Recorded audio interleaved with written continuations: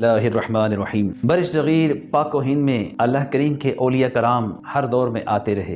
انہی اولیاء کاملین میں ایک بہت روشن اور نمایاں نام ہے سلسلہ چشت کے بانی جناب حضرت خواجہ معین الدین، جن کا نام اصل میں حسن سنجری ہے اور آپ معین الدین کے نام سے مشہور ہیں۔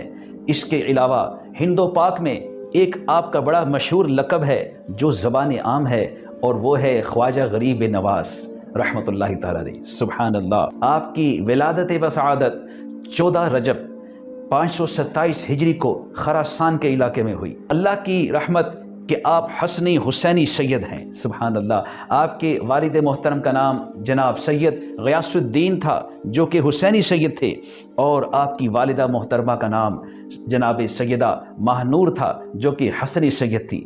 سبحان اللہ۔ تو اس سید زادے نے ایک سید گھرانے میں جب آنکھ کھولی تو بچپن ہی سے حصول علم کا انتہائی شوق ہوا، اور صرف 7 سال کی عمر میں، اور بعض کتابوں میں لکھا ہے کہ 9 سال کی عمر میں آپ نے قرآن پاک کو حفظ کر لیا تھا۔ سبحان اللہ۔ یہاں میں نے قرآن پاک کو حفظ کرنے کی بات ذرا زور دے کے اس لیے بتائی کہ سلسلہ چشت کے معتقد یہ بھی سن لے کہ بانی چشت کو محبت قرآن سے تھی، اور آپ نے قرآن پہلے حفظ کیا۔ اس کے بعد اس زمانے کے جو مروجہ علوم تھے آپ ان کی طرف راغب ہوئے، اور آپ نے 16 سال کی عمر میں، اور بعض کتب میں 20 سال کی عمر کا لکھا ہے کہ آپ نے اس عمر میں اس زمانے کے مروجہ علوم یعنی علم تفسیر، علم حدیث اور علم فقہ پر عبور حاصل کر لیا تھا۔ سبحان اللہ۔ والد محترم کے وصال کے بعد ان کی وراثت سے آپ کو ایک باغ اور ایک پنچکی ملی کہ جس پر آپ کی آمدنی کا سلسلہ چل رہا تھا۔ اسی دوران ایک روز آپ اپنے باغ میں حسب معمول کام کاج میں مشغول تھے کہ وہاں ایک اللہ کے ولی مجذوب بزرگ حضرت خواجہ ابراہیم رحمۃ اللہ تعالی علیہ کا گزر ہوا۔ خواجہ ابراہیم رحمۃ اللہ تعالی علیہ آپ کے باغ میں تشریف لائے تو آپ نے نہایت ادب کے ساتھ انہیں تازہ انگوروں کا ایک خوشہ پیش کیا، جسے اللہ کے اس مجذوب نے نہایت رغبت سے کھایا، اور پھر آپ کے ادب کو دیکھتے ہوئے اور خدمت کو دیکھتے ہوئے خوش ہو کر اپنی زنجبیل یعنی تھیلا، اس زمانے میں جو بزرگ تھے یا پرانے جو لوگ تھے وہ اپنے ساتھ سفر میں ایک تھیلا لازمی رکھا کرتے تھے، تو انہوں نے اپنے اس تھیلے میں سے ایک کھلی یعنی کھانے کی ایک چیز ہوتی ہے اس کا ایک ٹکڑا نکالا اور اسے چبا کر آپ کو کھانے کو دی۔ سبحان اللہ۔ آپ نے فقیر کی جانب سے یہ تحفہ نہایت ادب سے قبول کیا اور اسی وقت ان کے سامنے کھا لیا۔ بس اس کھلی کا کھانا تھا، وہ فقیر کا جھوٹا کھانا تھا کہ آپ کے دل کی دنیا بدل گئی۔ سبحان اللہ۔ دنیا سے جی اچاٹ ہو گیا۔ اسی وقت گئے اور باغ کو فروخت کر کے اس سے جو پیسے آئے وہ فقراء میں تقسیم کر دیے، اور آپ خود تلاش مرشد کے لیے سفر میں نکل پڑے۔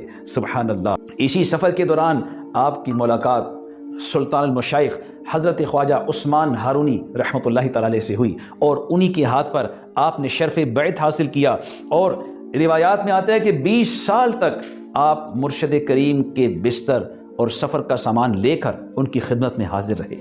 سبحان اللہ۔ اور 20 سال کے بعد مرشد کریم نے آپ کو خلافت سے نوازا۔ سبحان اللہ۔ شیخ محقق شیخ عبدالحق محدث دہلوی رحمۃ اللہ تعالی علیہ اپنی ایک تصنیف اخبار الاخیار میں اس حوالے سے تحریر فرماتے ہیں۔ آپ لکھتے ہیں کہ جب جناب خواجہ غریب نواز ہندوستان آئے تو اس زمانے میں اجمیر میں پتھورا رائے کی حکومت تھی، اور اتفاق سے یہ وہیں رہتا تھا۔ جب اس کو یہ خبر ہوئی کہ ایک غیر مذہب یعنی ایک مسلمان یہاں پر آ گیا ہے اور لوگوں سے غیب کی باتیں کرتا ہے، تو اس کو یہ بات اچھی معلوم نہیں ہوئی، اور اس نے آپ کے ایک مسلمان مرید کو ستایا، اور اس مرید نے راجہ کی شکایت جب آپ کی بارگاہ میں کی تو آپ نے راجہ کو ایک پیغام بھیجا کہ اپنی حرکتوں سے باز آ جاؤ، لیکن راجہ نے آپ کو ایک معمولی فقیر سمجھ کے اس رائے کو اہمیت نہ دی، تو آپ نے صرف اتنا کہا کہ ہم آپ کو گرفتار کر کے حوالے کر رہے ہیں۔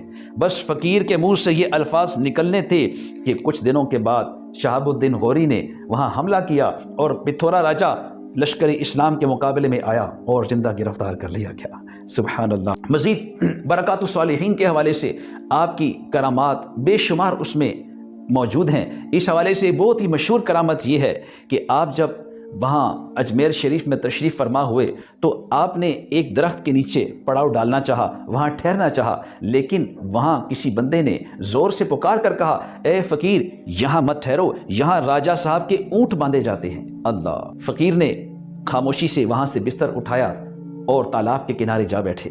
حسب آواز اس رات وہاں پہ راجہ کے اونٹ لائے گئے اور اونٹ باندھ دیے گئے، لیکن اتفاق یہ ہوا کہ جب صبح کے وہ لوگ اونٹ کھولنے کے لیے آئے تو وہ اونٹ اٹھاتے تھے اور اونٹ زمین سے اٹھتے نہ تھے، ان کے سینے زمین سے چپک چکے تھے۔ اب جو شتربان تھے ان کو بڑی کوفت ہوئی، یہ کیا ماجرا ہے؟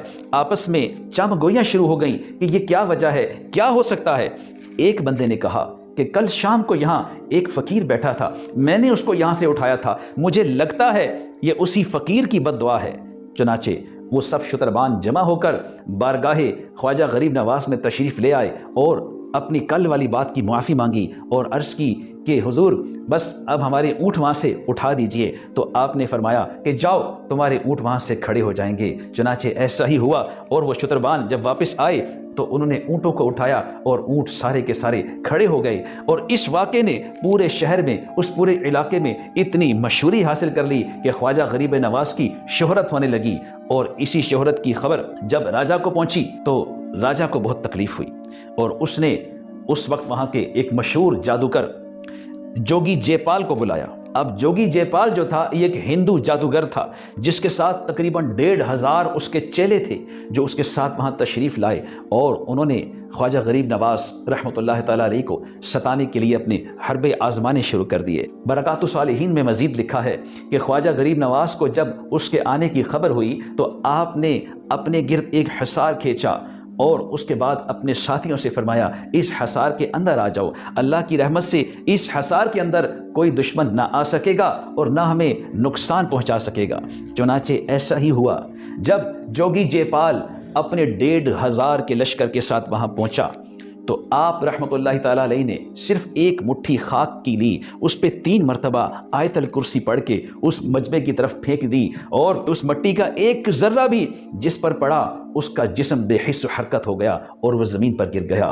اللہ اکبر! جب آپ کی یہ شان دیکھی تو جوگی جے پال کو غصہ آ گیا اور اس نے غصے میں اپنے چیلوں کو حکم دیا کہ اپنے اپنے وار کی یلغار کر دو۔ چنانچہ انہوں نے جب عمل شروع کیا اپنے جادو کا تو پہاڑوں کی سمت سے بہت سارے سانپوں کا ایک ہول، ایک گچھا آپ کی طرف بڑھنے لگا، لیکن وہ سانپ جو ہی اس حصار کے قریب پہنچتے تو سب کے سب بے حس و حرکت ہو گئے۔ سبحان اللہ! جوگی جے پال کو یہ دیکھ کر مزید اشتعال آیا اور اس نے کہا کہ اب ایسا کرو کہ آگ برساؤ۔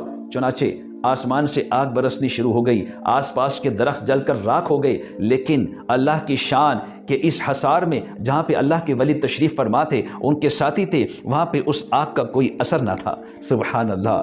یہ دیکھ کر جوگی جے پال نے خود کو ہوا میں اڑا دیا اور بلند ہو کر غائب ہو گیا۔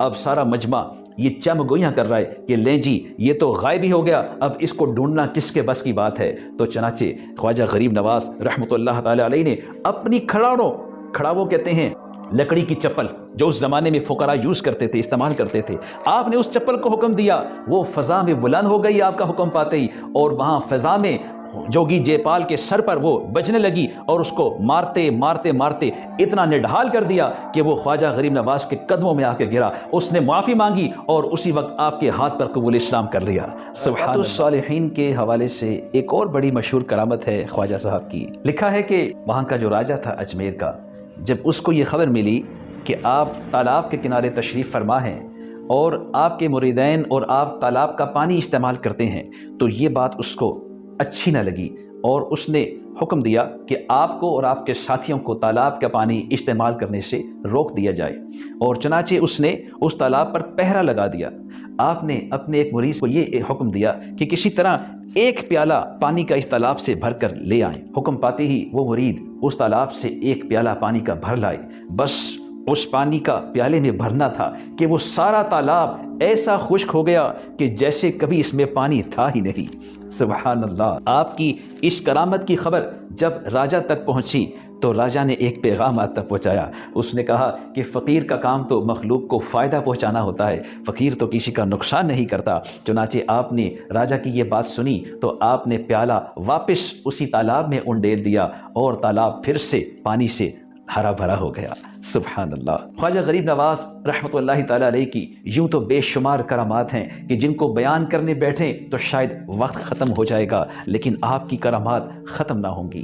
لیکن جو لب لباب ہے آپ کی زندگی کا وہ یہ ہے کہ ان تمام کرامات سے آپ نے مخلوق کو یہ بتا دیا کہ میرے خالق نے اپنی اتباع کے سبب مجھے اپنی قدرت میں تصرف کرنے کا اختیار دے رکھا ہے. یعنی جو چاہتے تھے وہ کر لیتے تھے، لیکن اس کے باوجود آپ نے فقر کو نہیں چھوڑا، آپ نے اتباع شریعت کو نہیں چھوڑا. ارے خواجہ غریب نواز کی یاد میں محفل سماع سننے والوں یہ بھی تو یاد رکھیں کہ خواجہ غریب نواز وہ ہیں جو روزانہ 2 قرآن پاک پڑھا کرتے تھے. اللہ اکبر. ارے خواجہ غریب نواز وہ ہیں جن کی پوری رات اللہ کی یاد میں گزرتی تھی. ارے خواجہ غریب نواز وہ ہیں کہ جن کی اتباع شریعت کا یہ عالم تھا کہ جب آپ کا وصال شریف ہوا تو اس وقت عینی شاہدین نے یہ دیکھا کہ آپ کے ماتھے مبارک پر ایک تحریر نمایاں ہوئی. اس تحریر پہ لکھا ہوا تھا حبیب اللہ مات فی حب اللہ، یعنی اللہ کا دوست اللہ کی محبت میں وصال کر گیا.